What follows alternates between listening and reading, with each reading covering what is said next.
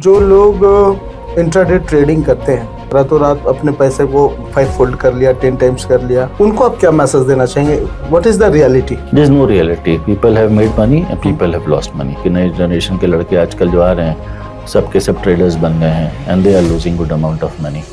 क्या 80,000 से प्लस इंसेक्स जो है वो बबल है या स्ट्रॉन्ग इकोनॉमी है? आज घर में देखिए, एक बाइक से 2 बाइक हो रही है, एक टीवी, आज लोग एसी लगा रहे हैं. तो कंजम्पशन बहुत है यहाँ पे. बच्चे रोज पैदा हो रहे हैं, लोग अस्पताल जा रहे हैं, दवाइयाँ हो रही हैं. वो एक टूल जिसको आपको लगता है कि आपने जो आपके बिजनेस को बहुत स्मूथ बना दिया? एआई टूल्स बहुत ज़्यादा इफेक्टिव हो रहे हैं. अब इन्वेस्टमेंट्स में भी एआई टूल्स का काफ़ी यूज़ हो रहा है. तो दैट इज़ रियली इम्पैक्टफुल.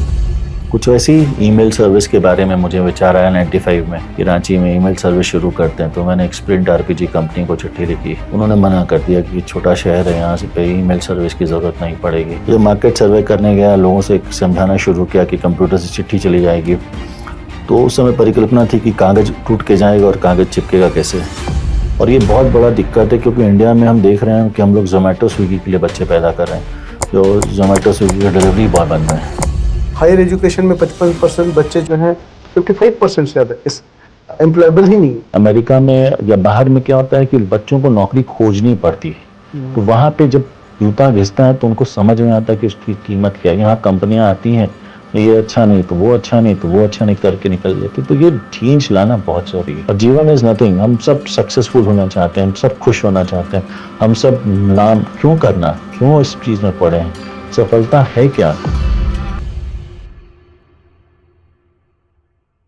नमस्कार दोस्तों. कभी हेडलाइन थी रांची से आईपीओ मुश्किल है, कभी सलाह थी पहले मुंबई गुड़गांव जाओ फिर सोचो. लेकिन किसी ने इन लाइनों के बीच जगह बनाई और इतिहास लिख दिया. आज हमारे साथ वह चेहरा है जिसने झारखंड को केवल मानचित्र पर नहीं, मार्केट पर भी दर्ज कराया. वह उद्यमी एंटरप्रेन्योर जिसने टियर 2 से टॉप टियर डिसिप्लिन साबित किया. वह फाउंडर जिसने कहा ट्रस्ट ही हमारा टर्म शीट है और इन्वेस्टर एजुकेशन हमारी आईपीओ रोड शो. आज हम मिलेंगे ललित त्रिपाठी जी से, founder and chairman Vedant asset limited और द लास्ट डिप्रेशन के लेखक से. यह वही सफर है जहां रांची की मिट्टी से उठकर एक कंपनी पब्लिक मार्केट में खड़ी होती है, जहां छोटा शहर सीमा नहीं सीढ़ी बन जाता है, और जहां कंप्लायंस, क्लैरिटी और करेज तीनों मिलकर पूंजी बाजार की नई भाषा लिखते हैं. ललित जी की कहानी सिर्फ बैलेंस शीट नहीं, बैलेंस ऑफ माइंड की भी कहानी है. जिनकी किताब लास्ट डिप्रेशन उद्यमी की उसी रात की दास्तान है जब कर्ज, चुनौती, अस्वीकार और संदेह सब कुछ एक साथ दहलीज पर खड़े होते हैं. और फिर सुबह होती है आशा, अनुशासन और एकाग्रता की. यहीं से निकलता है वह साहस जो कहती है फाइनेंस में नंबर चलते हैं. आज की बातचीत में हम उधरेंगे झारखंड से आईपीओ का ब्लूप्रिंट, मिथ बनाम रियलिटी, टियर 2 में वेल्थ डिस्ट्रीब्यूशन का असली प्लेबुक, इन्वेस्टर एजुकेशन बनाम मिस सेलिंग और एक फाउंडर का मानसिक अनुशासन. रांची की गलियों से दलाल स्ट्रीट तक यह कहानी किसी एक कंपनी की नहीं, नए भारत की है. आइए हम स्वागत करते हैं ललित त्रिपाठी जी का कांके टॉक्स पॉडकास्ट में. सर स्वागत है आपका. Thank you Amit ji, thank you so much. Ranchi जैसे छोटे शहर में फिर बात वही आती है कि इतना डेयरिंग कैसे आप हो गए? छोटा शहर कुछ होता नहीं है. अब डिजिटल ज़माने में वो पहले ज़माना था कि छोटा और बड़ा, अब वो छोटे की परिभाषा परिभाषित हो गई है. अब कुछ भी छोटा नहीं रहा और अब सब कुछ संपूर्ण है. अब कहीं भी रह के कुछ भी कर सकते हैं. बस आप में वो विज़न होना चाहिए, वो प्लानिंग होनी चाहिए और वो एग्जीक्यूशन स्किल्स होना चाहिए जो आप कहीं भी रह के कर सकते हैं. तो मुझे नहीं लगता कि अब कुछ छोटा करके कोई है, कोई छोटा शहर, या जिस ग्लोबल ज़माने में हम रह रहे हैं और जिस टेक्नोलॉजी की ड्रिवन वर्ल्ड में हम हैं, वहाँ अब छोटा कुछ भी नहीं बचा. बस हिम्मत की ज़रूरत है, विश्वास की ज़रूरत है और एक संयम से काम करने की ज़रूरत है. वही आज के ज़माने में आगे बढ़ने का मूलतः मंत्र है. जब आप वेदांत एसेट के बारे में सोच रहे थे या प्लान कर रहे थे, तो दिमाग में पहली चुनौती क्या दिख रही थी? चुनौती बहुत सारी आती है. चुनौतियाँ बहुत सारी थी. पहली चुनौती है कि आज तक क्या होता है ना, मार्केट्स में हम ईस्टर्न पार्ट थोड़ा पिछड़ा हुआ है, तो यहाँ पे लोग उतने परिपक्व नहीं हैं. महाराष्ट्र, गुजरात की तरफ आप जाएँ या तमिलनाडु या कर्नाटका की तरफ जाए तो लोग परिपक्व हैं, समझते हैं। आज भी यहाँ के उद्यमी जो हैं वो बैंकों के चक्कर लगा रहे होते हैं।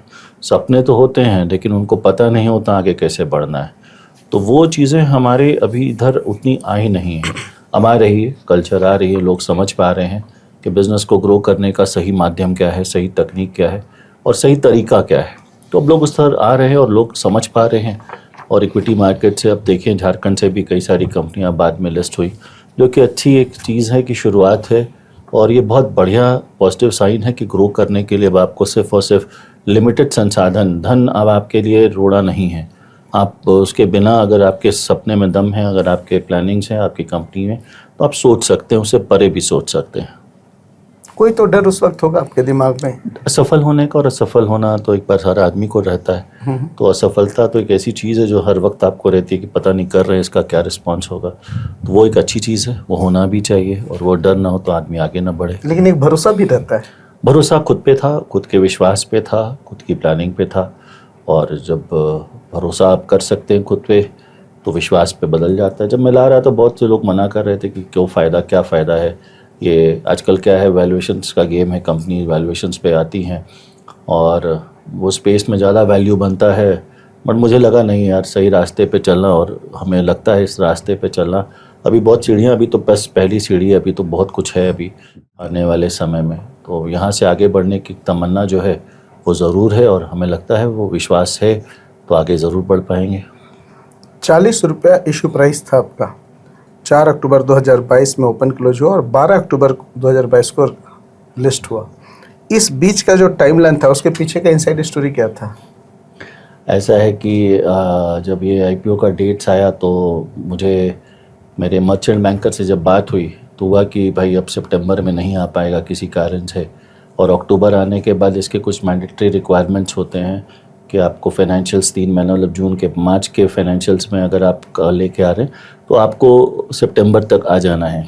तो मुझे याद है कि जब मैंने उनसे रिक्वेस्ट किया तो उन लोगों ने सेबी में अप्लाई किया, बीएसई में अप्लाई किया रहता, सॉरी।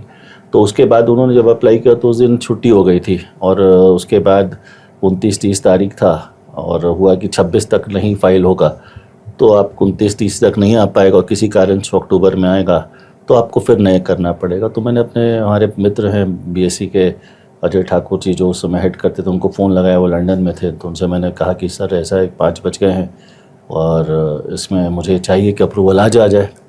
तो उन्होंने फिर अपनी पूरी टीम को सेटअप किया, एक्सचेंज में जूम मीटिंग हुई, एक वीडियो कॉन्फ्रेंस लेना होता है, एक अप्रूवल से पहले एक मीटिंग है, मैंडेटरी रिक्वायरमेंट, वो हुआ और तब जाके 29 तारीख को मेरा आईपीओ आ पाया। 30 तारीख छुट्टी थी, 1 तारीख छुट्टी थी, 2 तारीख छुट्टी होती और उस समय नवरात्रि चल रहा था।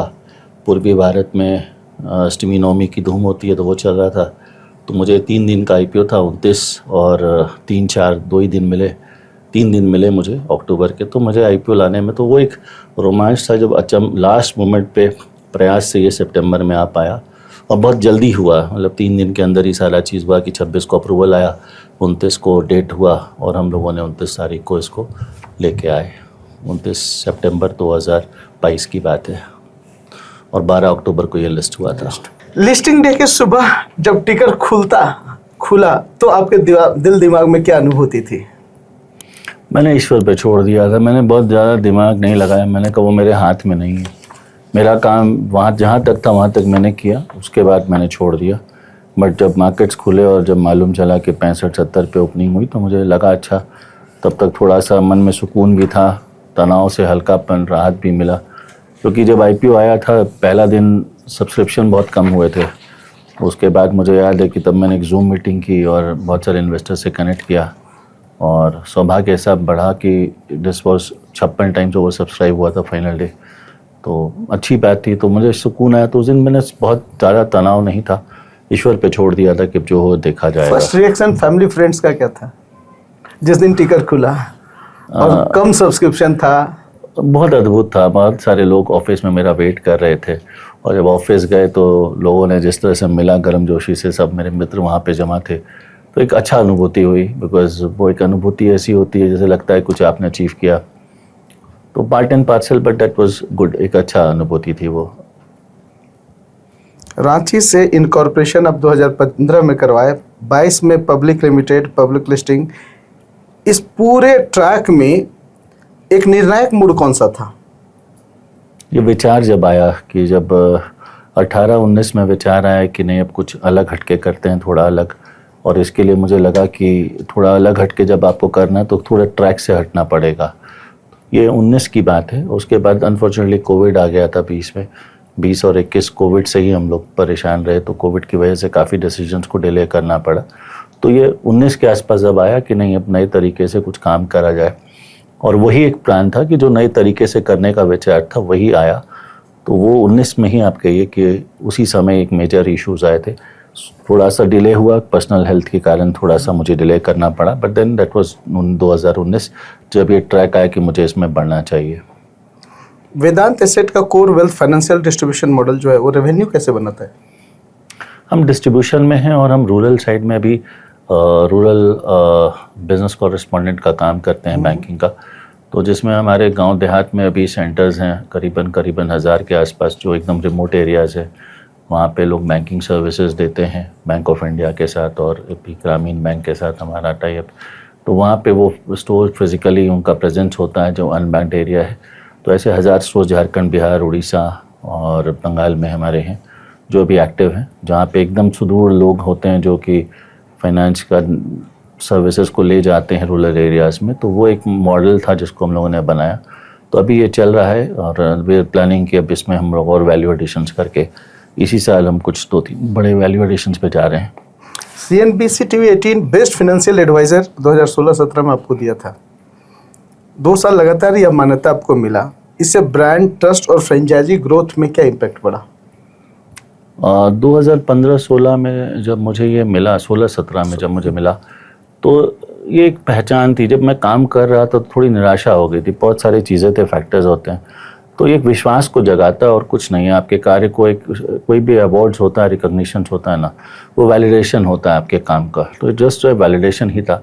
तो और हिम्मत बढ़ती है, इससे उत्साह बढ़ता है, कुछ अच्छा और सकारात्मक करने का एक मोटिवेशन मिलता है, और मैं उसे उसी तौर पे देखता हूँ। अवार्ड्स उससे अलग कुछ नहीं है। अवार्ड्स और रिकॉग्निशन सिर्फ एक प्रेरणा है आगे बढ़ने के लिए। अपने रीजन में पहला बड़ा लोन मेला किया था, ग्राहक एजुकेशन बनाम बिजनेस ग्रोथ। तो कौन सा इम्पैक्ट ज़्यादा गहरा रहा?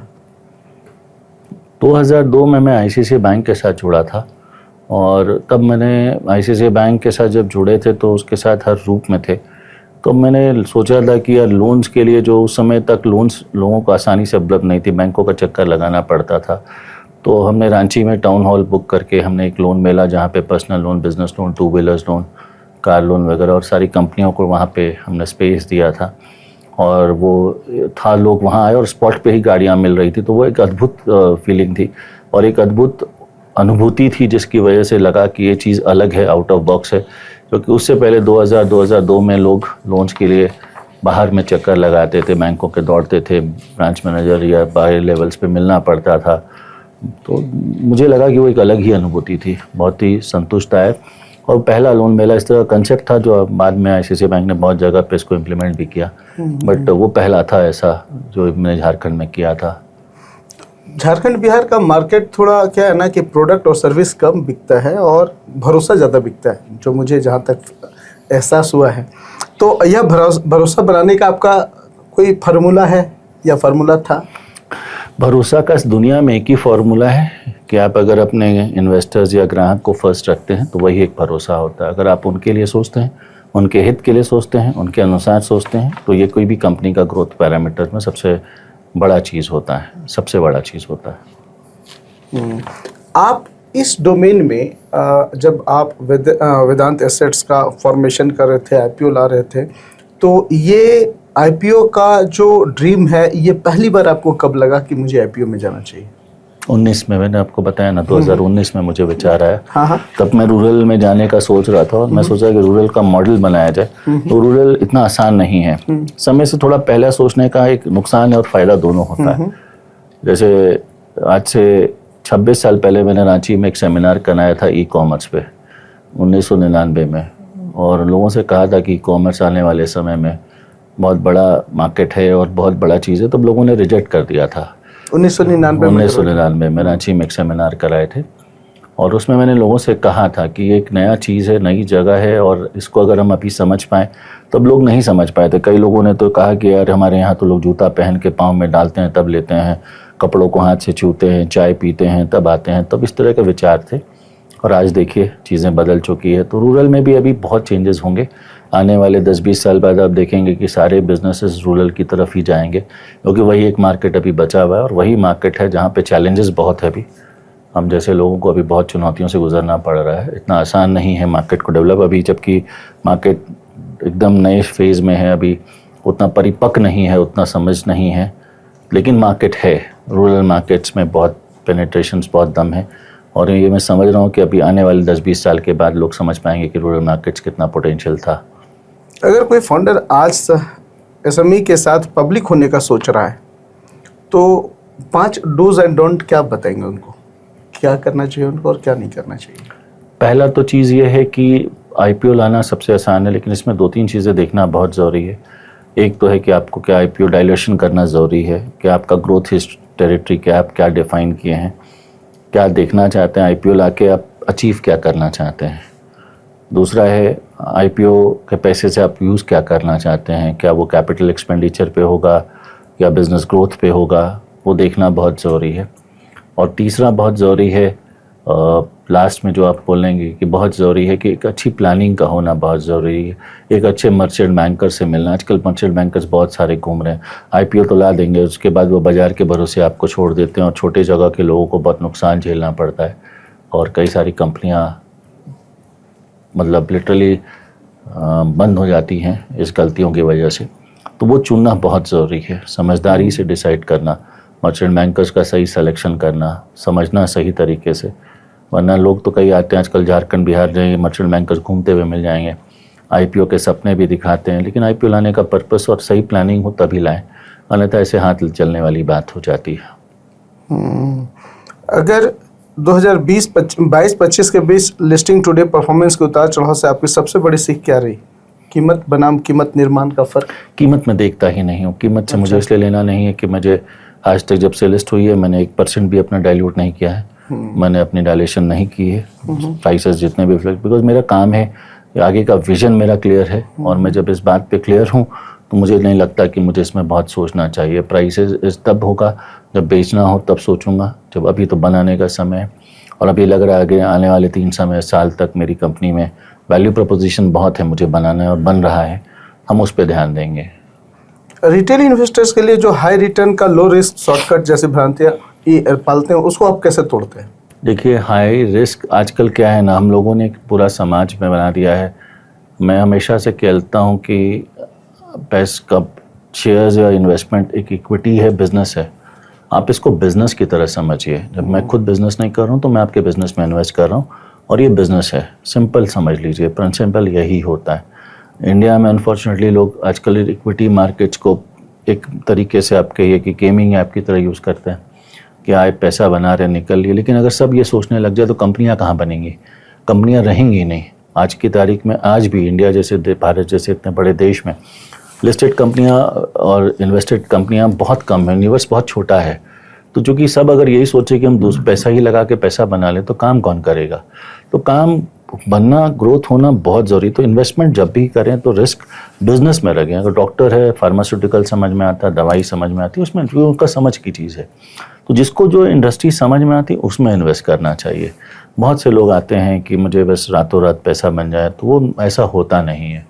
यू हैव टू अंडरस्टैंड कि ये बहुत क्लियर कंसेप्ट है। यहाँ पे एक चीज़ मैं आपसे जानना चाहूँगा कि जो लोग इंट्राडे ट्रेडिंग करते हैं, जिनको एक एक्सपेक्टेशन रहता है कि भाई मैं रातों रात अपने पैसे को 5 फोल्ड कर लिया, 10 टाइम्स कर लिया, उनको आप क्या मैसेज देना चाहेंगे? What is the reality? There is no reality. People have made money and people have lost money. People have lost money, जो लूज किए हैं वो ज़्यादा हैं, जो उन्होंने बनाया वो कम है। तो कहते हैं कि तो अगर आपको नए लोग जो आते हैं उनको अवॉइड करना चाहिए, जो नए निवेशक हैं उनको अवॉइड करना चाहिए। जिनको ये समझ में आता है, ये बिजनेस, ये प्रिंसिपल स्ट्रेट समझ में आता है, वो करें। बट दिस नीड्स हार्ड, मतलब it needs an expertise and a core in value. जो आपकी समझ है तब आप करें, ऐसा था ना करें, अवॉइड करना ही बेहतर होता है। नए लोग काफ़ी आए, तो आप देखेंगे सेबी भी कह रही है कि नई जनरेशन के लड़के आजकल जो आ रहे हैं सबके सब ट्रेडर्स बन गए हैं and they are losing good amount of money. So that should not happen. वो गलत चीज़ है, वो अवॉइड करना चाहिए. ये जो मनी नए जनरेशन या जो पुराने जनरेशन जो भी इंट्राडे में लूज करें, विनर कौन है? Somebody is winning, somebody else is making money. Corporate. Equity is a zero sum product. अगर आप पैसे खरीद रहे हैं तो कोई बेच रहा है और कहीं ना कहीं वो जीरो सम पे होता है. कहीं ना कहीं ये मान के चलिए अगर आपको फ़ायदा तो किसी को नुकसान, किसी को नुकसान तो आपको फ़ायदा. तो जीरो सम चलता रहता है. Parallelly there is a zero sum products. There are companies who are melting money into this. अभी हाल फिलहाल आपने देखा भी होगा, एक दो रेगुलेट सेबी ने किसी फर्म्स पे रेगुलेटरी इश्यूज़ की वजह से बैन लगाया. उस कंपनी ने काफ़ी पैसा बनाया काफ़ी कम समय में.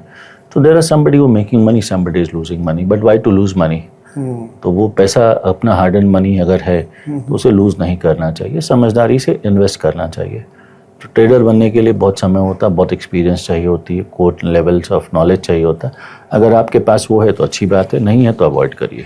मैं अपने कुछ दोस्तों से चर्चा कर रहा था कल कि मैं आपके बारे में बताया कि उनका एक पॉडकास्ट करने जा रहा हूँ. तो उन्होंने पूछा एक सवाल पूछने के लिए कि एक तबका है जिसको लगता है कि इंडियन इकोनॉमी का जो अगर एक बेंचमार्क मारे या एक यार्डस्टिक मान ले कि स्टॉक मार्केट एक ग्रोथ का पैमाना है, तो क्या 80,000 से प्लस सेंसेक्स जो है वो बबल है या स्ट्रॉन्ग इकोनॉमी है?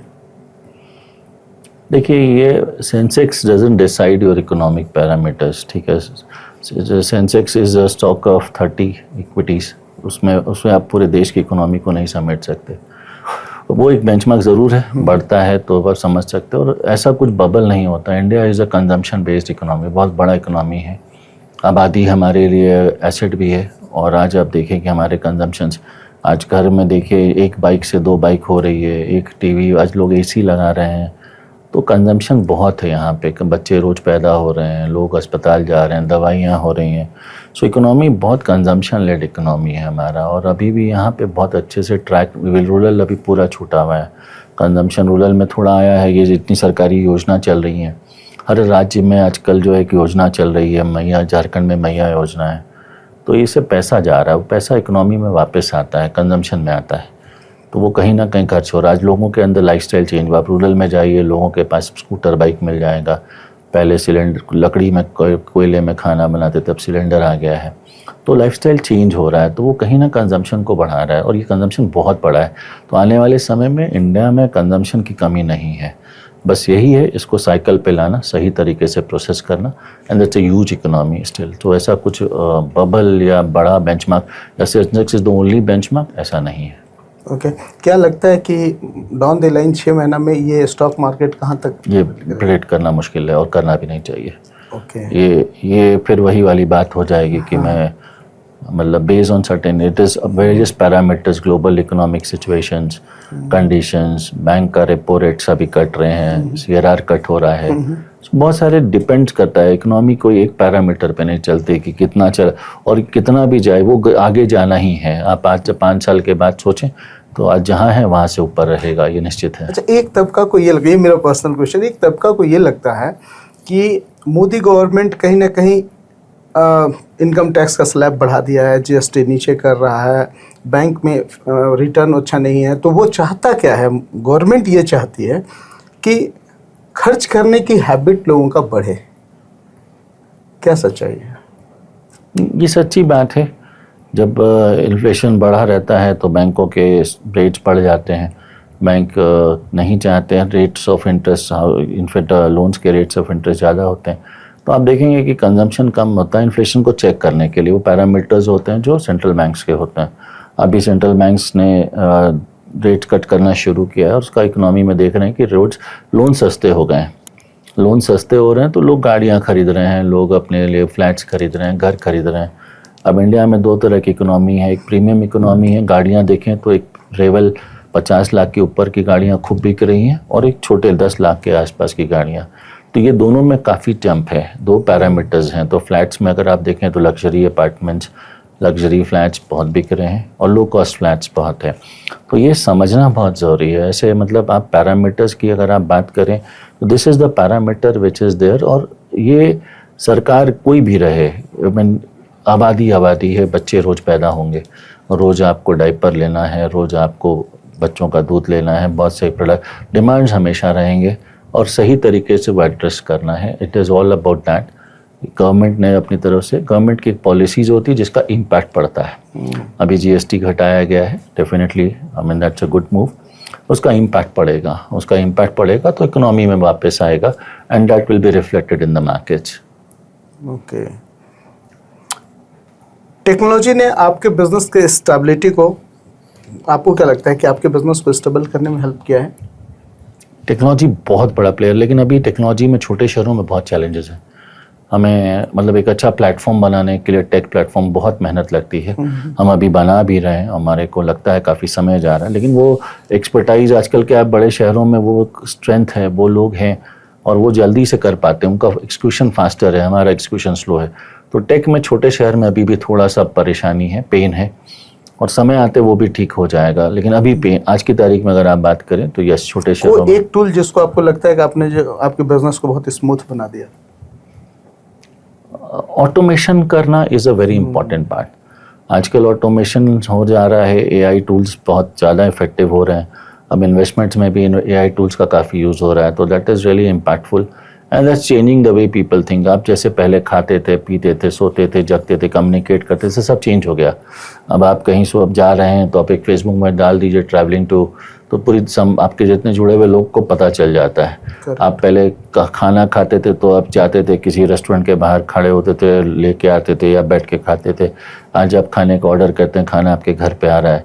आज आप जैसे कम्युनिकेट करते थे, हर चीज़ चेंज हो रहा है। The way you do business, the way you think, the way you communicate, the way you do things has change. तो अभी चीज़ें चेंज हो रही हैं।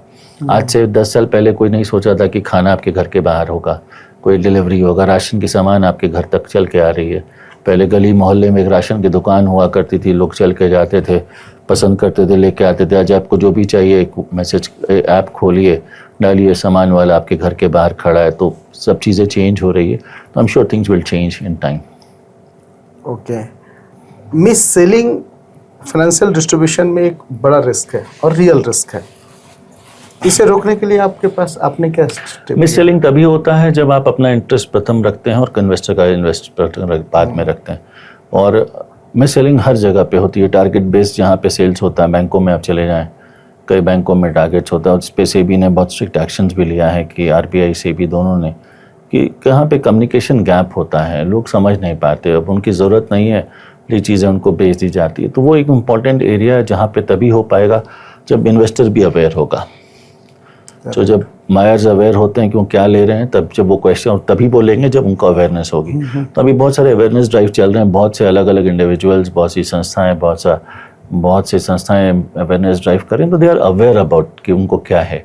तो पहले जैसा नहीं है कि कुछ को कुछ पता नहीं है, कोई कुछ भी जाके दे के आ गया। तो लोगों को पता है उनको क्या चाहिए।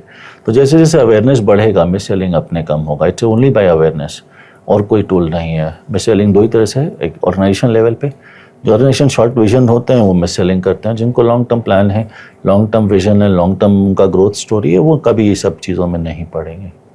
फाइनेंशियल लिटरेसी भी झारखंड और ईस्ट इंडिया में एक बड़ा चैलेंज है। कहाँ लगता है मामला अटकता है? भाषा में, डर में, या डॉक्यूमेंटेशन में? सबसे बड़ी बाधा भाषा है, क्योंकि हम जो भाषा बोल पाते हैं, क्या है ना, एक बहुत बड़ा चीज़ है कि मैं अभी बॉम्बे गया था तो कुछ मित्रों से मिला, तो एक नई भाषा का प्रयोग हुआ है, इंडिया और भारत। तो आजकल लोग इंडिया बोलते हैं जो डेवलप्ड सिटीज़ हैं, और भारत बोलते हैं डेवलपिंग वाले को। तो जब मैं वहाँ पे गया तो उनसे मिला, तो मैंने वही उनसे कहा था कि भाई, इंडिया में बैठ के समंदर के किनारे लहरों को देखते हुए वो भारत की बात नहीं कर सकते। भारत के बारे में, भारत में आना पड़ेगा। भारत एक अलग चीज़ है, जब को वो भारत कहते हैं, क्योंकि उन्होंने दो भाग से हिस्सों में भारत को बांटा, एक इंडिया और एक भारत। तो भारत अलग है। यहाँ पे आदमी आपकी भाषा नहीं समझ पाएगा। कम्युनिकेशंस बहुत बड़ा बैरियर है। जब तक आप उनकी भाषा में ना बात करें, जबकि साथ उनके साथ जुड़ाव ना हो, तो वो एक ऊपर से पार हो जाए। हम समझते हैं हम कर दिए, लेकिन वो उन तक पहुँच नहीं पाता, उनकी सही चीज़ें उन तक नहीं आ पाती। वो बहुत ज़रूरी है। तो कम्युनिकेशन बहुत बड़ा बैरियर है। कम्युनिकेशन उनकी भाषा में नहीं हो पा रहा है, वो एक बहुत बड़ा प्रॉब्लम है। कोई एक एग्जांपल देंगे जब लगा आपको कि कम्युनिकेशन मिसलीड कर गया, मिस कम्युनिकेट हो गया चीज़ें? ध्यान तो नहीं आ रहा इस तरह। आप तो इतने बड़े बड़े लोगों का उनसे financial communication loud and clear रहता है। Yeah. तो क्लियरिटी रहने से क्या होता है ना, once you are clear with your thought process ना, तो chances of mislead is very very less. वो तभी हो पाता है जब एक्सपेक्टेशंस और रियलिटी के बीच में गैप्स होते हैं। अभी अभी आपने एक बुक लिखी है द लास्ट डिप्रेशन, ये लास्ट डिप्रेशन क्यों? लास्ट डिप्रेशन जो किताब मैंने लिखी है, इस किताब का सबसे बड़ा कारण ये है कि ये किताब अपनी संगला है, बिकॉज मुझे लाइफ में कई बार डिप्रेशन से गुजरना पड़ा और कई बार उतार चढ़ाव से। तो मैंने सोचा कि इससे बढ़िया कोई माध्यम नहीं है, क्योंकि आज की तारीख में हर आदमी डिप्रेशन वर्ड सुनता है, बड़ा अद्भुत, और इसमें बड़ी सिंपैथी आते हैं कि अरे यार डिप्रेशन डिप्रेशन, या बहुत लोग डरते हैं कि अरे दूर रहो शब्द से, लेकिन ये बड़ा खूबसूरत चीज़ है, ये बड़ा अद्भुत और चमत्कारिक शब्द है। तो मुझे लगा कि इस अनुभव को साझा किया जाए, और हम श्योर हैं कि ये किसी की ज़िंदगी में अगर काम आ सके तो बहुत अच्छा रहेगा। तो वही सोच के मैंने ये किताब लिखी। क्या डिप्रेशन आपका था और कब था? कई बार हुआ, मतलब एक उतार कोई चढ़ाव, जो ऑडियंस को लगे कि यार अरे मेरे जीवन में भी तो ये आया था और मुझे भी ऐसे ही बाहर निकलना है। मेरे को कैरियर रिलेटेड ही रहा। जब मैं शुरुआत की बात है, शुरू में जो पहली बार हुआ था, जिसकी जिक्र मैंने किताब में भी की, कि मुझे सीए बनना था, और जब पढ़ के सीए के लिए मैं गया तो सीए की पढ़ाई छूट गई किसी कारणवश, तो वापस आना पड़ा। तो दर्द रह गया था कि सीए नहीं बन पाया। और उसके बाद फिर आने के बाद मैंने अचीवर्स शुरू किया, और जिसमें मैंने सीए के कोर्सेज शुरू किए। यहाँ 10 12 15 सीए थे जो मेरे यहाँ पे आते थे, क्लासेस लेते थे, और अच्छा था, ठीक ठाक था, लेकिन वो मन में दर्द था, तो वो दर्द को मैंने साझा किया। उसके अलावा कुछ वैसी ईमेल सर्विस के बारे में मुझे विचार आया 95 में कि रांची में ईमेल सर्विस शुरू करते हैं। तो मैंने एक स्प्रिंट आरपीजी कंपनी को चिट्ठी लिखी, तो उन्होंने मना कर दिया कि छोटा शहर है, यहाँ से पे ईमेल सर्विस की ज़रूरत नहीं पड़ेगी। फिर मैंने उनसे एक बोला, तो उन्होंने कहा कि ठीक है, आप मुझे मार्केट सर्वे करके दें तो मैं विचार करूँगा। जब मार्केट सर्वे करने गया, लोगों से समझाना शुरू किया कि कंप्यूटर से चिट्ठी चली जाएगी, तो उस समय परिकल्पना थी कि कागज़ टूट के जाएगा और कागज़ चिपकेगा कैसे, तो ये लोग समझते थे। तो बड़े माहौल मजाक के पात्र बन गए थे, और कईयों ने तो सामूहिक रूप से मजाक उड़ाया कि यार ये पागल हो गया है, कह रहा है कंप्यूटर से चिट्ठी चली जाएगी, और ये तो कंसेप्ट ही अलग था। तो उस समय ये दौर आया तो बड़ा अद्भुत, बड़ा ग्लानि हुआ कि यार लोग मुझे मतलब मजाक के पात्र समझ रहे हैं कि ईमेल चला जाएगा, कह रहा हूँ। तो खैर नहीं, जब मैंने जो सर्वे किया उसमें मैंने इंस्टीट्यूशंस कॉर्पोरेट से बात की, तो कॉर्पोरेट्स में अलग ही रिस्पॉन्स आता है, वो समझते हैं चीज़ों को, वो पढ़े हैं। तो फिर बाद में जब मुझे वो चिट्ठी स्प्रिंट आरपीजी से एक लेटर आई वैसे अप्रिशिएट करते हुए मेरे काम को, तब उन्होंने रांची के लिए तैयार भी हो गए वो कि हम रांची में शुरू करना चाहते हैं। तो मुझे लगा कि बड़ा, तो वो सर्टिफिकेट लेके हम बहुतों को दिखाए कि भाई देखो तुम लोग हंस रहे हो, लेकिन ये चिट्ठी आई है और ये कंपनी की तरफ से आई है और कंपनी ने अप्रिशिएट किया है। तो इस तरह के दौर आए, बहुत सारे एम्बिशन जब आपके साथ जुड़े रहते हैं ना, एम्बिशियस। देखिए डिप्रेशन 3 ही लोग को होता है, इंट्रोवर्ट को होता है, सेंसिटिव को होता है और एम्बिशियस को होता है। तो अगर आप तीनों में से कोई हैं तो आपको टच कर सकता है। अगर आप जनरली उन्हीं को होता है जो सेंसिटिव होंगे, जो लेकिन हम जानेंगे कैसे हम डिप्रेशन में, मैं एम्बिशियस रहा हूं, लेकिन मेरे को लग आपको देखिए डिप्रेशन एक ऐसा अनुभूति है ना, आप परेशान से रहेंगे, आपको समझ में नहीं आएगा, आप अकेले रहेंगे, करेक्ट, आपको लोगों से मिलने का मन नहीं करा। तो मैंने यही कहा कि कितना अद्भुत चीज़ है, क्योंकि आप भारत में संन्यास परंपरा को देखिए तो लोग सन्यासी लोग एकांत में जाते हैं। डिप्रेशन भी आपको एकांत में ले जाता है, स्वयं से मिलवाता है, अंदर ले जाता है। और ऐसी सीरीज़ मिलते चले गए, बहुत सारे लोगों से मिलने का अनुभूति हुआ, तो कई अच्छे लोगों से मिलने का हुआ, तो उसकी सारी संगला मैंने इस किताब में की। एक सवाल किसी ने पूछा है आपसे पूछने के लिए कि डिप्रेशन से प्यार और डिप्रेशन से मेरा पहला सामना, फाउंडर लाइफ के ऑल नाइट डिसीजन और मार्केट प्रेशर में, ये थीम्स आपके जीवन में कैसे सच हुआ है? डिप्रेशन, जब देखिए अब छोटी सी बात, अपने आईपीओ की बात की, बहुत परेशान थे, मतलब दिल की धड़कनें बढ़ी हुई थी। कई बार ऐसी घटनाएं होती हैं, आदमी समझ नहीं पाता, सोच तो लेता है, लेकिन आगे जब दिखता है कि रास्ता अंधेरा है, क्या बाद में पता चलता नहीं सही था। तो कई दौर से गुजरना पड़ता है। और जब आप एम्बिशियस हैं, नॉर्मल, अगर मैं नॉर्मल लाइफ लीड करूं जहाँ पे दिन रात अपना जीविका धनोपार्जन करके घर जाऊँ, खाना खा लूँ, तो कोई ज़रूरत ही नहीं है किसी को। अगर आप थोड़ा अलग हटके करना चाहते हैं, अब जैसे मैं रूरल में भी काम कर रहा हूँ, तो बड़ा तनाव है इसमें, बहुत चुनौतियों से गुजरना पड़ता है। लोगों को लगता है समझ में, लेकिन जब जाता हूँ तब समझ में आता है कि जो फाइनेंशियल कॉस्ट होते हैं, एक्विजिशन कॉस्ट होते हैं, जो प्लानिंग्स होती है, कई लोग टीम का चैलेंज एक अलग होता है, रिसोर्स का हो पाना सही तरह से, क्योंकि छोटे शहरों में बहुत बड़ा चैलेंज है सही रिसोर्स को पूल कर पाना। बहुत चैलेंजेस है, मतलब आप लोग तो आ जाएंगे बट सही रिसोर्स का होना हमें लगता है छोटे शहरों में भी सबसे बड़ा चैलेंज है। और ये एक बहुत बड़ा चैलेंज अभी है, मुझे लग रहा है कि इसको एड्रेस करना होगा, और I think with due course of time people will address that. क्या चैलेंज है रिसोर्स के लिए, स्किल सेट या एटीट्यूड? स्किल सेट की कमी है बहुत भारी। आज जो लड़के कॉलेज से बाहर निकल रहे हैं ना, उनको पता नहीं उनको क्या है।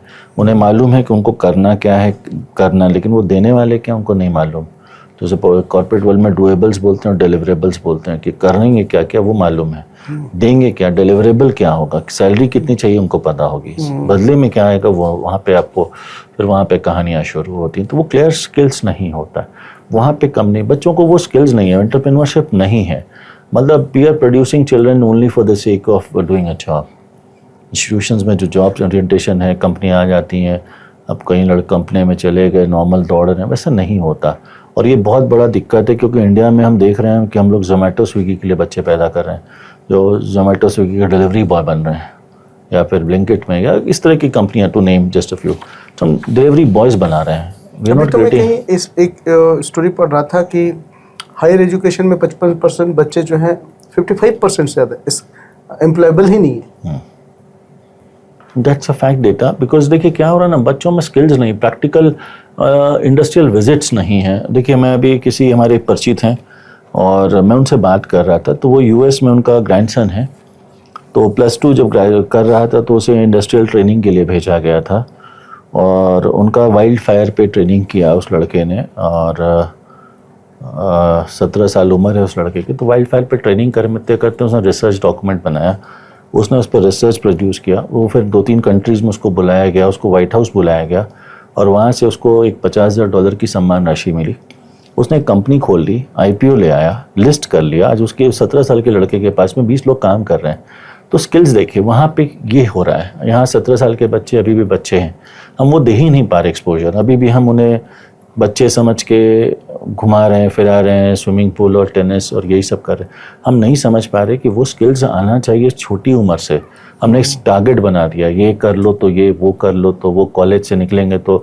अब कॉलेज में क्या है कि कॉलेज वालों को अपना प्रोडक्ट, अपने कोर्सेज बेचने हैं, तो वो एडमिशन्स लेते हैं प्लेसमेंट्स दिखा के।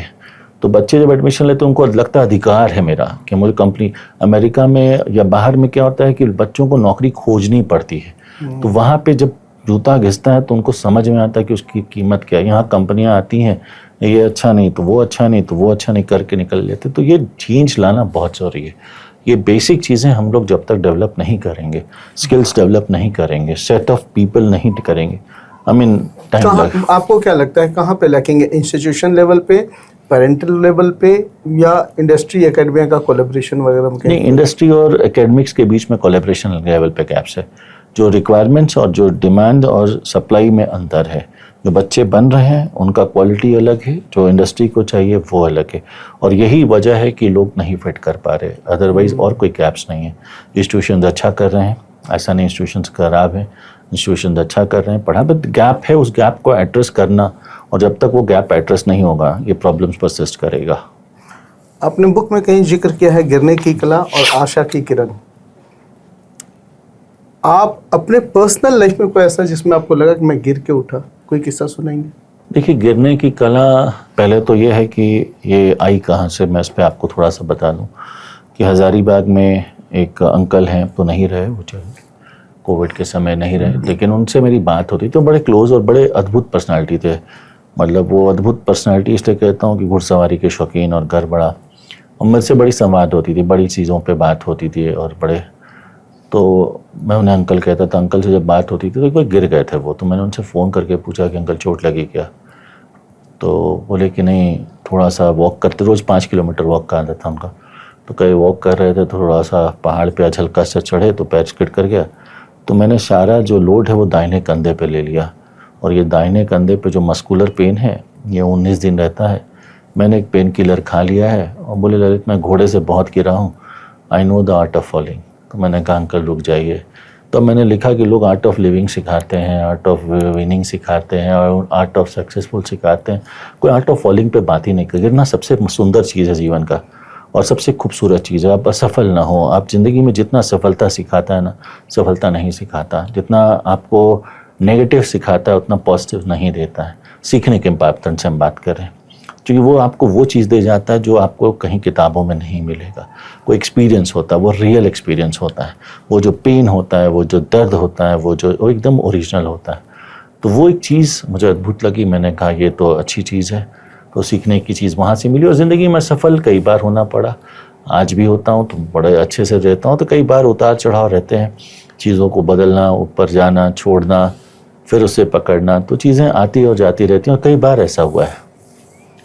अहंकार का अंत और मन एक भ्रम, सफलता के बाद भी फाउंडर अहंकार से कैसे बचे? ये जो आई फैक्टर है ना, उससे आपको बाहर निकलना होगा। देखिए, we are just a players. अगर आप फाउंडर हैं, क्रिएटर हैं, तो आप कुछ नया नहीं कर रहे। हम जैसे लाखों लोग हैं जो कर रहे हैं और हमसे बेहतर कर रहे हैं। तो ये मन में भाव नहीं रखना चाहिए कि I am the best and I have done something great. ये ज़रूर हम्बलनेस होना चाहिए, I am trying my best, I would love to do the best, but I am the best और मैं ही सब कुछ हूँ। ये भाव, मैं का जो भाव है ना, ये मनुष्य को रोक देता है। ये आदमी को बहुत बड़ी रुकावट। अपना काम मस्त होकर करना चाहिए। We all are there, we have certain dreams, certain aspirations to fulfil, और बस हमें उसी पे मस्त रहना चाहिए। और जिस दिन ये आ गया कि मैं करता हूँ, मैंने ये काम किया, मैंने वो काम किया। मैं इसमें एक एग्जांपल आपको बताता हूँ कि मेरे दादाजी जब मेरे साथ रहते थे तो उनकी एक बड़ी छोटी अच्छी घटना थी कि वो कहते थे कि गमले में रखा पौधा तुम पे आश्रित है। जितने भी आप गमलों में पौधा रखते हैं ना, उसको धूप और पानी देना बंद कर दे, खाद देना बंद कर दे, तो उसका अस्तित्व खत्म हो जाएगा। कुछ दिनों में अस्तित्व उसकी खत्म हो जाएगी। पेड़ की जड़ों पे जाके देखिए, तो हमेशा कहते हैं पेड़ की जड़ें ना उलझी हुई होती हैं, गंदी होती है और कुरूप होती है, और बड़ी अच्छे से उलझन के साथ, कुरूपता के साथ, लेकिन ज़मीन से दबी भी होती है। तो वो जो है ना, जड़ें पानी तक स्वयं को ले जाता, पेड़ को सींचता है और फल लगता तो झुक जाता है। तो तात्पर्य है कि जीवन में जब आपके संघर्ष आए, वो कुरूपता आए, वो गंदगी आए, वो स्ट्रगल आए, समझ लीजिए आप ऊपर उठने वाले हैं, बट उसकी चर्चा मत करिए, उसको दबा के रखिए। उस ज़मीन के नीचे दबा रहेगा ना, तो वही उसकी खूबसूरती है, वही उसका स्ट्रेंथ है, और वही उसकी स्ट्रेंथ है। उसको शेयर, और जब फल लगे ज़िंदगी में, आप सफल हो जाएं, आपको मान, प्रतिष्ठा, सम्मान, यश, धन, वो आपका है ही नहीं। क्यों आप उसमें आप झुक जाइए? वो पेड़ साक्षात जीवन सिखा रहा है। एक पेड़ में पूरी जीवन का सार है, तो उससे खूबसूरत सार कहीं ना मुझे। इसलिए मैंने अपने ऑफिस में एक पेंटिंग बनवाई थी हाथ से, उसमें लिखा है capitalist mind and socialist heart. जड़ों पे लिखा है कैपिटलिस्ट माइंड। उसका मतलब है कि जब जीवन में करने की बारी आए तो मुझे करना है, आई हैव टू इट। और जब शेयर करने की बारी आए तो it should be socially, we, I and we, मतलब मैं करता हूँ, करना मुझे, और जब देना है तो संपूर्णता वी होना चाहिए, सबके साथ शेयर करना चाहिए। बहुत सुंदर। खुद से प्रेम करें और दूसरों को क्षमा करें। फाउंडर के रूप में कठिन रिश्तों को आप कैसे हील करते हैं? कठिन रिश्ते होते रहते हैं, एक्सपीरियंस है। देखिए, life is nothing but sum total of experience. अच्छे और बुरे का सम्मिश्रण है, और जब आप उसको एक्सपीरियंस के तौर पे फील करते हैं ना, तो फिर कुछ बचता ही नहीं है। एक्सपीरियंस है, अच्छा भी अनुभूति दे रहा है, बुरा भी अनुभूति दे रहा है, अनुकूल भी दे रहा है, प्रतिकूल भी दे रहा है, और दोनों में एक्सपीरियंस है आपके मन के मुताबिक। और अनुकूल प्रतिकूल कुछ होता नहीं है। अभी आपको चाय पीनी है, मिल गया तो आपको खुशी होगी, नहीं मिला तो दुख हो गया, बट दोनों भाव है और कुछ होता नहीं है। तो उसमें बहुत ज़्यादा पढ़ना नहीं चाहिए। अनुकूलता, प्रतिकूलता दोनों साथ चलती है, और दोनों खूबसूरत चीज़ है जीवन में, और दोनों साथ रहती हैं। और जीवन इज़ नथिंग। हम सब सक्सेसफुल होना चाहते हैं, हम सब खुश होना चाहते हैं, हम सब नाम क्यों करना, क्यों इस चीज़ में पड़े हैं? सफलता है क्या? कोई पैरामीटर है, कोई बेंचमार्क है, कोई चीज़ है? कुछ नहीं है। एक वॉइड, एक जैसे आपने किसी को, कोई चीज़ है जिसके पास घर में स्कूटर नहीं है, उसके घर स्कूटर आ गया तो सफल हो गया। किसके पास घर नहीं, एक घर रूम बना लिया, किसी के पास 2 रूम है तो वो 4 रूम, तो वो बढ़ता रहता है। दैट इज़ नॉट सफल, it is just a thought of mind. इसमें न्यूट्रल होना, बैलेंस रखना इज़ वेरी इंपॉर्टेंट। और खुद से प्रेम करने का एक तात्पर्य है, मैं इस चीज़ को कई बार कहता हूँ कि इंग्लिश में टर्म है सेल्फिश। तो लोग बोलते हैं सेल्फिश है, तो लोग उसे गाली के तौर पे लेते हैं, अब्यूज़ के तौर पे लेते हैं, बट मूलतः स्वार्थी, उसका हिंदी रूपांतर स्वार्थी होता है। और आदमी को स्वार्थी होना चाहिए, क्योंकि स्वार्थी का मतलब होता है स्व-अर्थी। जो स्वयं का अर्थ जानता हो वही स्वार्थी है। तो अभी हम, अगर अमित जी आपसे कहें कि मुझे 1 लाख रुपए दीजिए और आपकी जेब में नहीं है, तो आप नहीं दे पाएंगे। भले आप विचार कर लीजिए, सोच लीजिए, लेकिन दे नहीं पाएंगे। अगर आपको मुझे ज्ञान देना और पढ़े नहीं तो पढ़ा नहीं पाएंगे। आप दुखी हैं और मुझे हंसाना चाहते हैं, तो आप मुझे अंतगतवा दुखी कर देंगे, क्योंकि आप वही दे सकते हैं जो आपके पास है, न कि जो आप चाहते हैं। तो जो आप बांटना चाहते हैं, आप लोगों में खुशियाँ बांटना चाहते हैं तो पहले खुद खुश रहें। आप दूसरों को सुख देना चाहते हैं तो खुद सुखी हो। धन देना चाहते हैं तो धन आप वही दे सकते हैं जो आपके पास है, न कि जो आप चाहते हैं। तो पहले रखिए और फिल्म का अर्थ पहचानिए। इसलिए स्वार्थी का मतलब होता है स्वार्थी। आप वही दे सकते हैं जो आपके पास है। आप मुझे हंसाना चाहते हैं, गुस्सा भरा हुआ है, तो अंततः मुझे लास्ट में आप मुझे इरिटेट ही कर देंगे, क्योंकि आपके पास वही है। तो वो जो चीज़ देना चाहते हैं वो रखिए अपने पास में, तभी आप दे पाएंगे।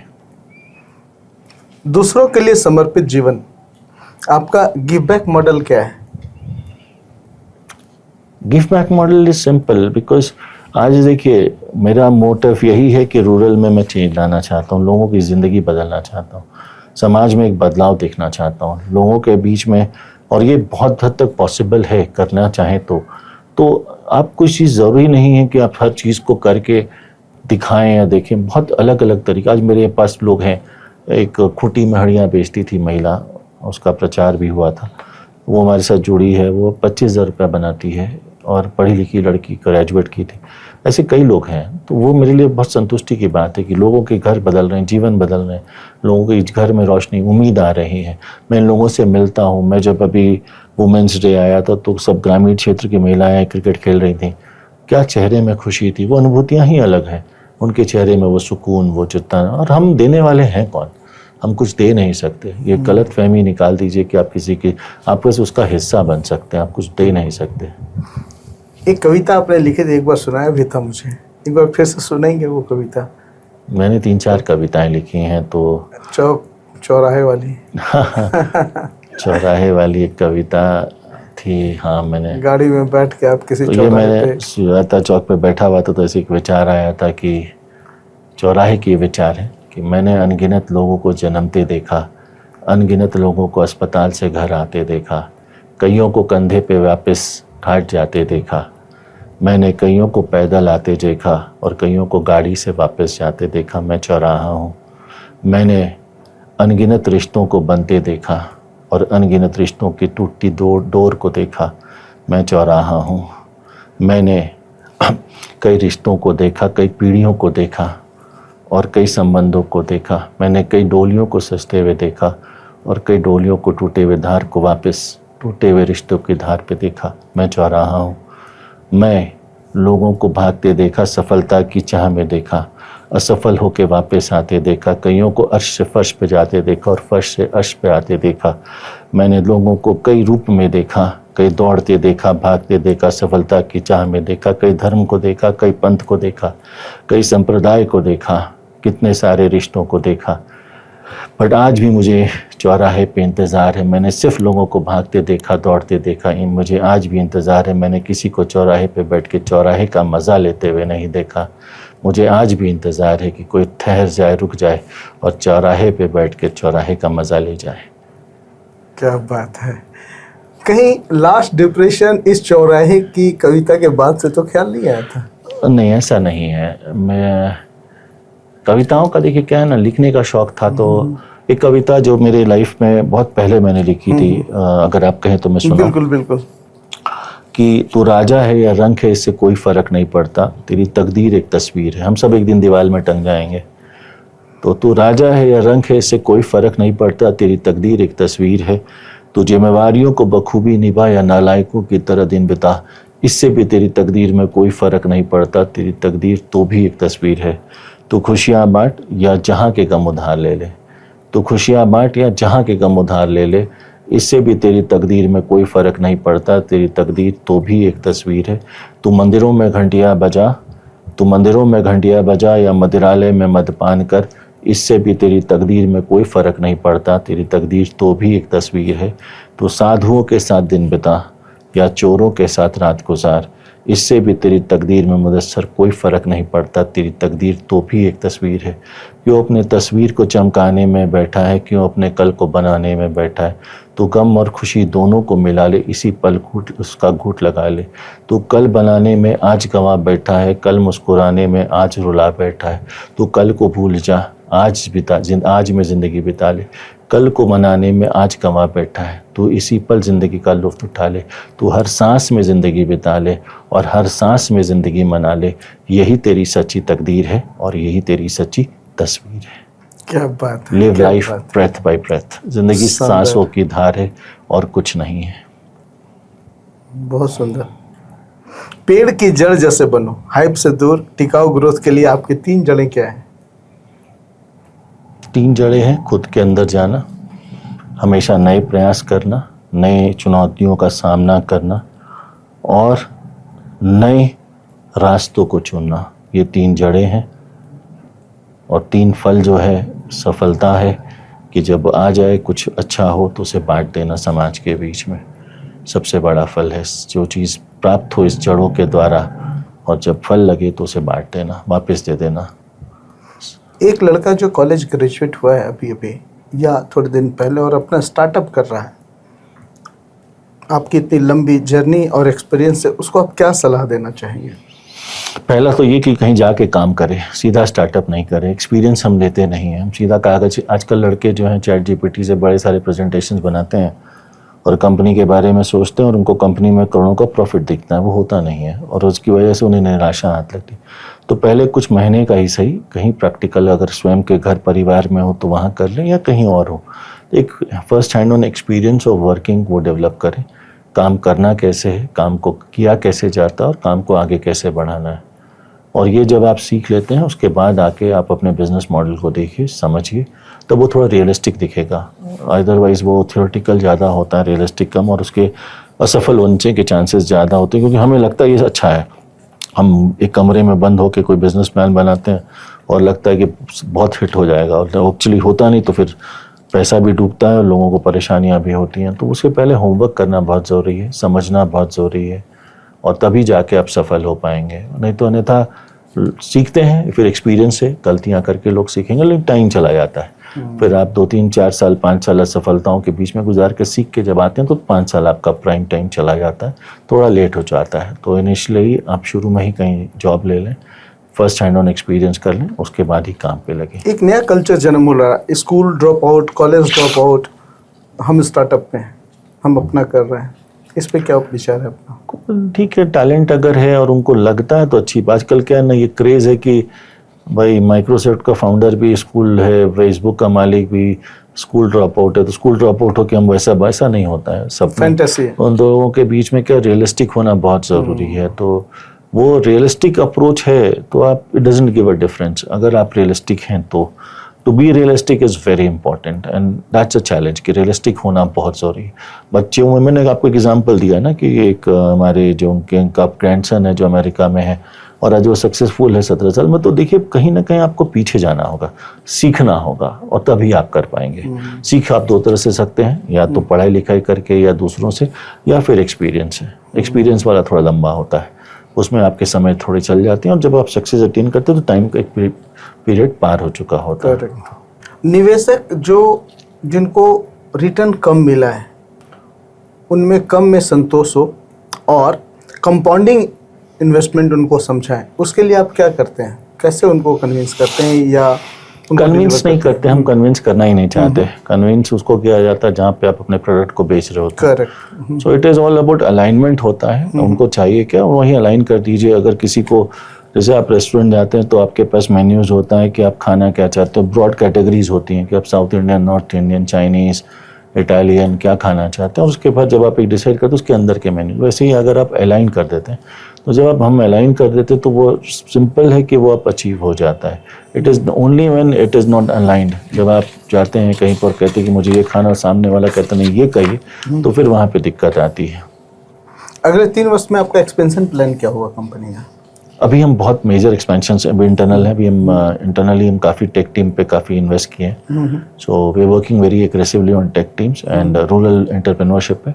तो हमें यकीन है कि अगले 6 महीने में कुछ बहुत कंक्रीट लेवल पे कुछ लेके आने वाले हैं, which will change the enhance the thought process of the rural entrepreneurship pan India. So we are working very hard on it और हमें यकीन है कि हम 3 महीने 6 महीने पे कुछ बड़े लेवल पे कुछ चेंजेस लाएंगे जो डिस्ट्रप्शंस है, बिकॉज आज की लाइफ में disruption is business. When you are able to disturb the normal business, that is the business.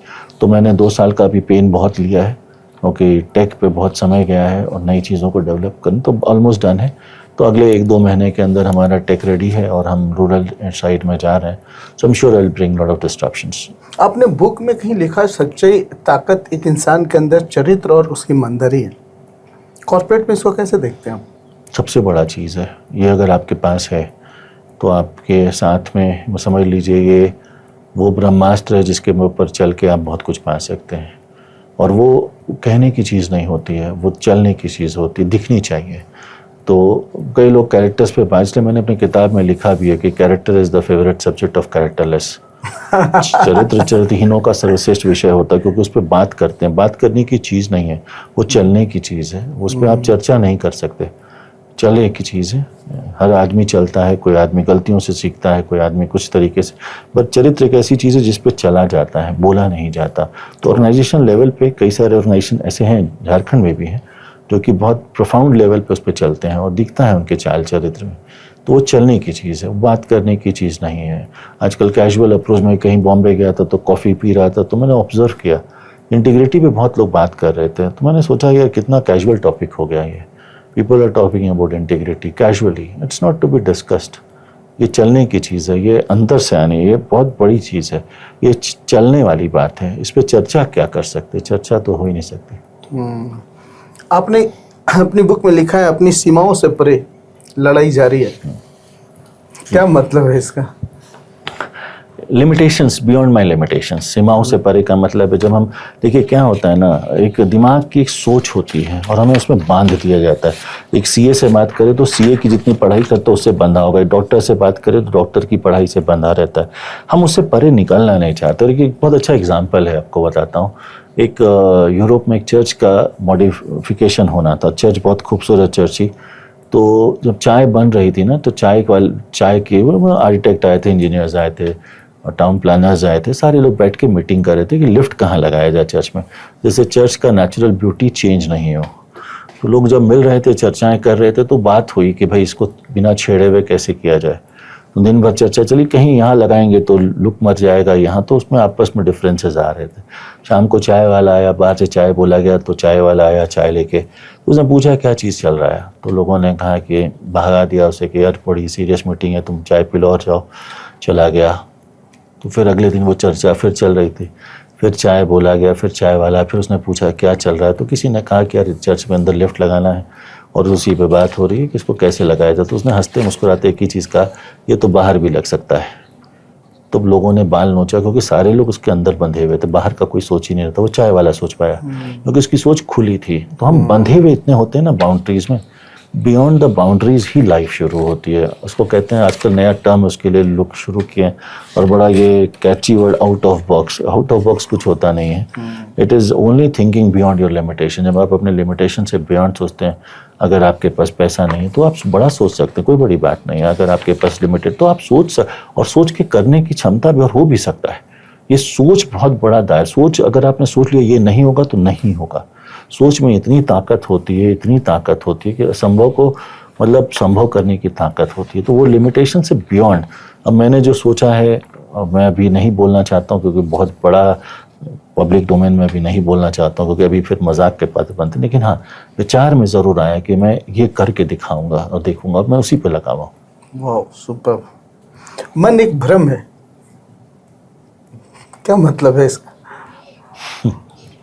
किस कॉन्टेक्स्ट में आपने लिखा कि मन एक भ्रम का मतलब है कि जब आप मन में कोई चीज़ों को विचार लेते हैं, कि कोई चीज़ बना लेते हैं, भ्रमित आप सोच लेते हैं, आप कोई चीज़ को फिक्स कर लेते हैं, तो बहुत हद तक बंध जाते हैं उसमें, और उससे परे फिर आप नहीं देखते हैं, उससे बाहर नहीं निकलना चाहते। तो उस भ्रम, मन जो है एक स्थिति है। देखिए आपकी लाइफ कुछ नहीं है, it is a series of breath. और ब्रेथ आपका कितना है मैं तो नहीं जानता लोगों के बारे में, लेकिन मैं इतना ज़रूर कि मैं इसमें बहुत, breath is very important part of your life. We don't know the art of science of breathing. बहुत से लोग संस्थाओं में अब जाएंगे तो अलग अलग टेक्निक से ब्रेथ के, जिन्होंने उसको ईजाद किया और सब लोग उसके ऊपर चलते हैं। ब्रेथ एक बहुत, और उससे आपका इमोशंस कंट्रोल होते हैं। जैसे आपकी सांसों की गति और प्रतिगति जैसी है ना, जब आप हंसते हैं तो एक ही गति प्रतिगति पे आप हंसते हैं, एक ही गति प्रतिगति पे आप इमोशंस, जो वेरियस इमोशंस होते हैं, जितने भी आपके इमोशंस होते हैं, हंसना, रोना, चिढ़ाना, खुश होना, दुखी होना, जितने इमोशंस आते हैं सब के सब की गति प्रतिगति पे वो फॉलो करता है। तो मन जो है ना, मन को अगर आप नहीं रखेंगे ना, भ्रम है वो, हमको ये है, मन मान लेता है बहुत जल्दी। मन को हमने डिफाइन कर रखा है, जबकि मन कुछ नहीं होता। दिमाग का एक हिस्सा मन होता है और एक हिस्सा दिमाग होता है। एक लॉजिक होता है, एक हिस्से को अब दिल कहते हैं, जो कि एक्चुअली ब्रेन का ही 2 पार्ट्स होता है। हार्ट में कोई पावर नहीं है सोचने की। तो वो चीज़ आप उससे परे जब जाते हैं तो उसको लगता है कि कुछ नहीं, भ्रम है आपका। It is an illusion of life, that's nothing can be not achieved. और ये चीज़ बहुत से लोगों ने करके दिखाया है, बहुत से लोगों ने इसको देखा है, इससे बियॉन्ड जाके करके देखा। अपनी किताब में कहीं लिखा है आंतरिक साहस आपकी सबसे बड़ी ताकत है। एक बच्चा कैसे समझेगा कि मेरी आंतरिक ताकत है या मन का भ्रम?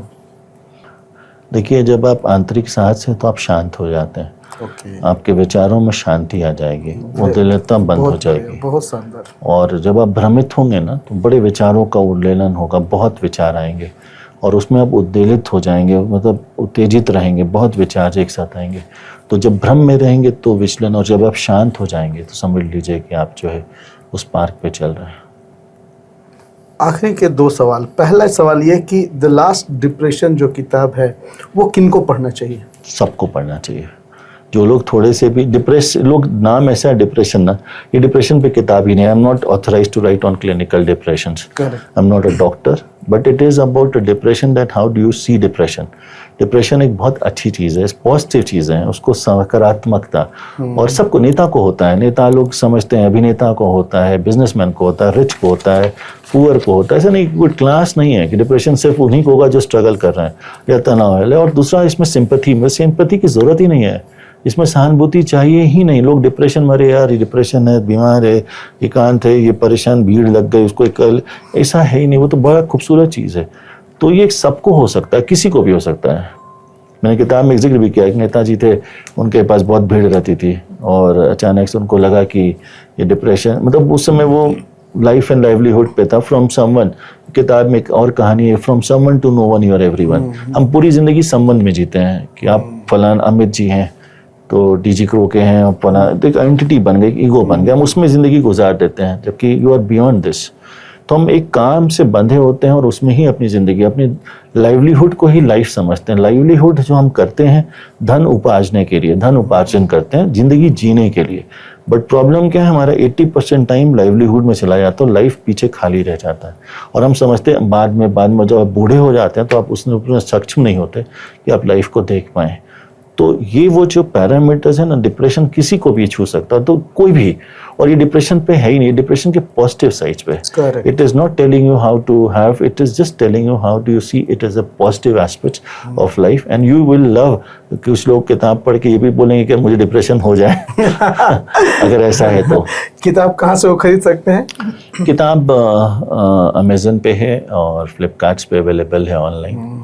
इसके अलावा अभी बाकी बुक स्टोर्स वगैरह में इसी मंथ में अवेलेबल हो जाएगा। This will be available online. दूसरा सवाल मेरा है, क्योंकि हम सारे लोग झारखंड से हैं और कंसर्न है झारखंड के लिए, यूथ के लिए, एंटरप्रेन्योरशिप के लिए, और you are the first person जिन्होंने झारखंड से IPO लॉन्च करने का डेयर किया और फिर ड्रीम किया, ड्रीम और फिर अचीव भी किए। तो जो बच्चे आज एंटरप्रेन्योरशिप स्टार्टअप के लिए सोच रहे हैं या मूव कर रहे हैं, उनको आप क्या मैसेज देना चाहेंगे? देखिए, अगर आपका होमवर्क, मैंने आपको पहले भी कहा कि अगर आपका होमवर्क रेडी है, आपने वो सारे मार्ग पे चल लिया है, कुछ प्रोसेस होता है, कुछ तरीका होता है, तो सीधा मलाई को कढ़ाई में डाल के घी नहीं बन जाता है। मलाई से आप सब्जी नहीं बनाते हैं, पहले मलाई को मथते हैं, जलाते हैं, घी बनता है, फिर घी बनने के बाद आप उसे सब्जी बनाते हैं या जो भी बनाते हैं। तो मथना पहले पड़ता है। तो पहले ज़िंदगी में मथा जाइए, पहले अपने आप को मथिए कि वो घी बनने से पहले कि आप सीधा रॉ सोचने को तो कुछ भी सोच लीजिए, कोई मना नहीं कर रहा है कि, बट उसके पीछे आपके अंदर क्या है, आपने किया है होमवर्क, क्या क्या चीज़ें आपने अचीव किए, क्या लगता है, क्यों करना है, तब आप सोचिए। सिर्फ जोश में आने से नहीं हो जाएगा, जोश आने से कंपनियां नहीं बनती हैं, जोश के अलावा होश की ज़रूरत होती है, और होश में रह के सेंसिबली। और झारखंड में सबसे अच्छी बात है, अभी झारखंड रांची की बात करें, जमशेदपुर की बात करें, या बड़े यंग जनरेशन जो नए लड़के आ रहे हैं बिजनेस हाउसेज में, अच्छे आ रहे हैं, टैलेंटेड पूल्स आ रहे हैं, they are taking business to new generations. बहुत अच्छी बात है, और वो अच्छा कर रहे हैं, मतलब हमें कॉम्प्लीमेंट करना चाहिए। अच्छे, नाम नहीं लूँगा किसी का, लेकिन अच्छे बिजनेस हाउसेस के जो यंग ब्लड है वो अच्छा कर रहे हैं, काफ़ी अच्छा विजन है, ग्रोथ है, प्रॉस्पेक्ट्स है, तो वो अच्छा कर जा रहे हैं उस पर। That is a very positive side of the story. एक फाउंडर डायरेक्टर के पास कौन सा स्किल सबसे ज़्यादा जरूरी है जो होना चाहिए? एक ही प्रॉब्लम होना चाहिए, प्रॉब्लम सॉल्यूशन करने का। तो जब कोई आपके पास आए तो एक फाउंडर के पास हमेशा कोई प्रॉब्लम है, उसके चेहरे पे मुस्कुराहट होकर की चीज़ होना चाहिए, one more problem to be solve. बस प्रॉब्लम्स होने चाहिए और उसके पास सोल्यूशन होना चाहिए। क्या बात है, one more problem to be solve. एक यही थॉट पे अगर आप कंपनी खड़ी करते हैं, जब आपके यहाँ कोई प्रॉब्लम हो, कुछ हो, तो आप उसे परेशान मत होइए, बस हंसिए कि one more problem to be solve. उस एंगल से देखिए कहाँ से कहाँ आपकी लाइफ में पर्सपेक्टिव चेंज हो जाएगा। शानदार। दोस्तों, हम बात कर रहे थे आज वेदांत एसेट के फाउंडर, डायरेक्टर, चेयरमैन और द लास्ट डिप्रेशन के ऑथर श्री ललित त्रिपाठी जी के साथ। उम्मीद करता हूँ हर पॉडकास्ट की भांति ये पॉडकास्ट भी आपको कनेक्ट कर रहा होगा और आपके जीवन में, आपके सोच पे एक बदलाव लाने की हमारी जो कोशिश है, पॉजिटिव बदलाव लाने की जो कोशिश है, उस पर हम फिर से एक कदम आगे बढ़ाए होंगे। अगर आपको ये पॉडकास्ट हमारा अच्छा लगा होगा और ये किताब आपको चाहिए होगी तो हम डिस्क्रिप्शन में लिंक देंगे, और पॉडकास्ट के लिए लाइक, कमेंट और शेयर उन दोस्तों को भी कीजिए जिन्हें लगता है कि वो डिप्रेशन में है, जिन्हें लगता है कि उनको एंटरप्रेन्योर बनना है, जो स्कूल ड्रॉप आउट करने की सोच रहे हैं और जो किसी सक्सेसफुल एंटरप्रेन्योर से कुछ सीखने की कोशिश कर रहे हैं। तो ये पॉडकास्ट उन सारे दोस्तों के बीच शेयर करना बिल्कुल नहीं भूलिएगा। और मैं आप सारे लोगों की तरफ से धन्यवाद देना चाहूँगा आज के हमारे गेस्ट श्री ललित त्रिपाठी जी को। Sir, thank you so much. शुक्रिया, thank you so much. Wanna hear you go?